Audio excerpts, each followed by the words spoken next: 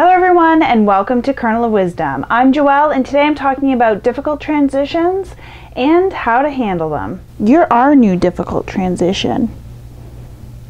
You being difficult? You being difficult? I love you.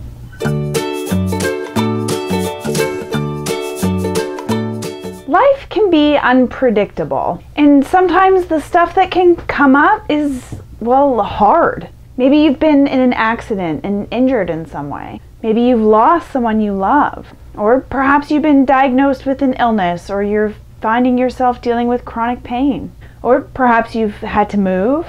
Or perhaps you've experienced a loss of another sort. Maybe you've lost your home, you've lost your sense of self. Or maybe someone in your life has really changed and you find yourself grieving the person they used to be. Or you realize they may never change and find yourself grieving the person you wish they were. You noticing a theme? Difficult transitions often involve loss. We're getting used to a new normal, to a world that's very different. Especially if we loved the way things were before, that can be hard. And even more so if we live in a culture that really promotes our identity being tied to some of the things, the labels, in terms of the relationship roles we perform, the roles we perform in society, or the things that we have. The way that these losses shake not only our experiences in life, but also our identity is important.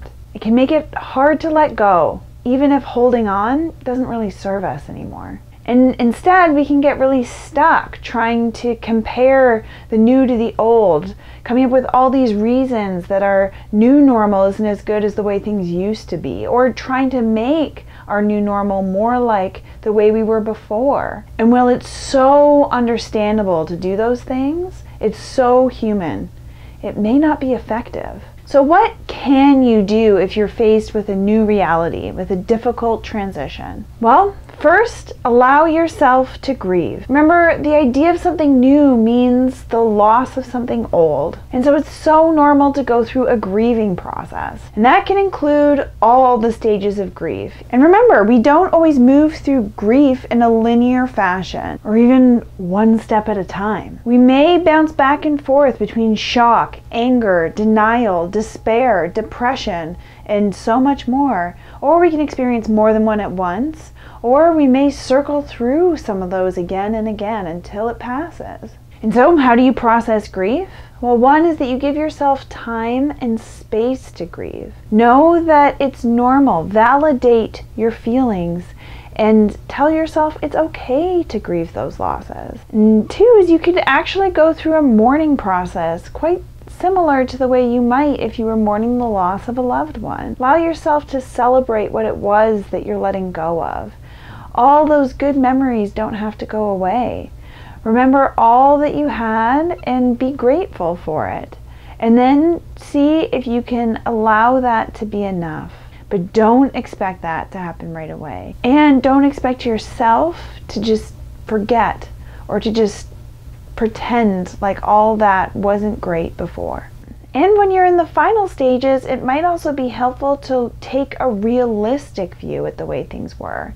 There probably were a lot of awesome things, but when we lose something is when we really focus on all the good that we're missing out on, without remembering some of the stuff that may not have been so good, or that we may have taken for granted, or ignore the parts in the process that may have led to the loss itself, where maybe we overexerted ourselves, didn't take great care of ourselves, didn't speak up for ourselves, didn't know how to repair things, or maybe we just don't know how to forgive ourselves. Forgive ourselves for taking things for granted, or for not paying as much attention as we may have wanted to, or for allowing things to get to the state that they did, or for very simply blaming ourselves for something that may not be our fault. In that more realistic viewpoint, we can start to step into taking a more realistic view at our new normal. Start by just checking in with how you feel about the new normal and see if you can hold some space for those feelings. Know there might be some parts that are uncomfortable, some things you don't like, as well as some things that maybe you do. For things that are hard, it may be helpful to make a list of the coping strategies you already have. Who are some of the people you can turn to for support, even if it's scary, even if you don't like to ask? Now might be the time. What other resources do you have available to you?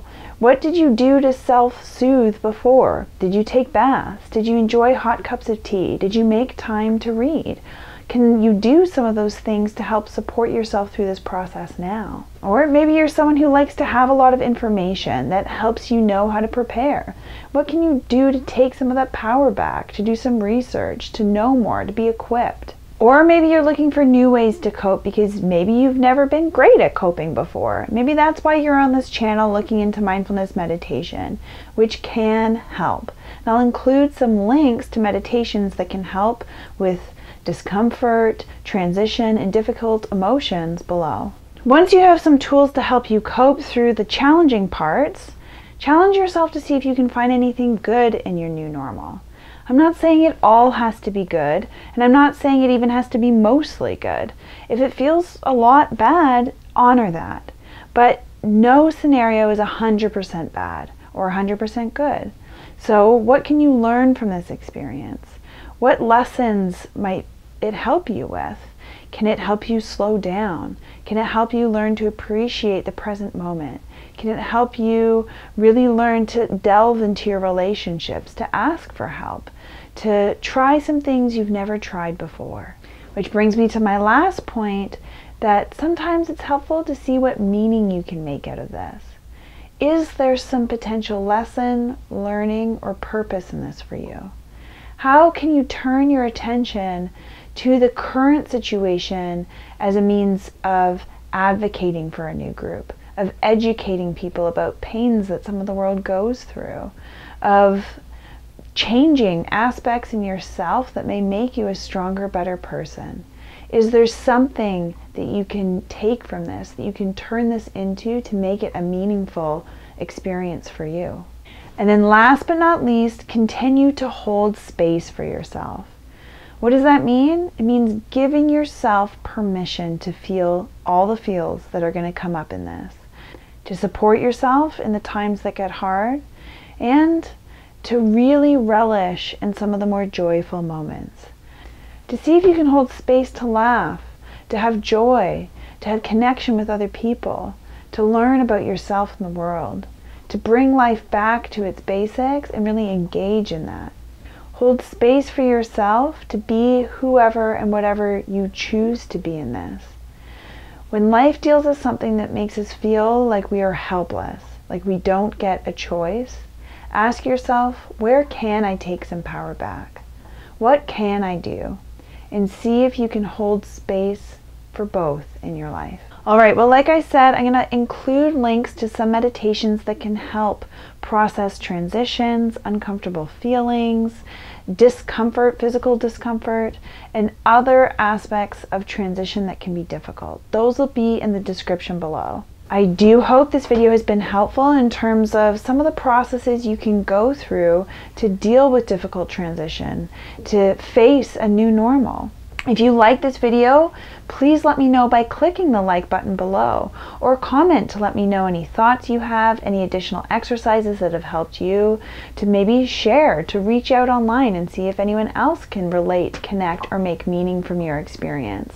Don't forget to subscribe for more videos on mental health and mindfulness from Kernel of Wisdom. If you're really feeling stuck in the process, it is always helpful to talk to someone.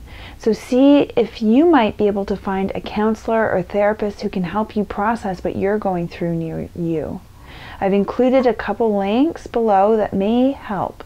And last but not least, I wish you nothing but luck with your transition. Have a great day and happy meditating.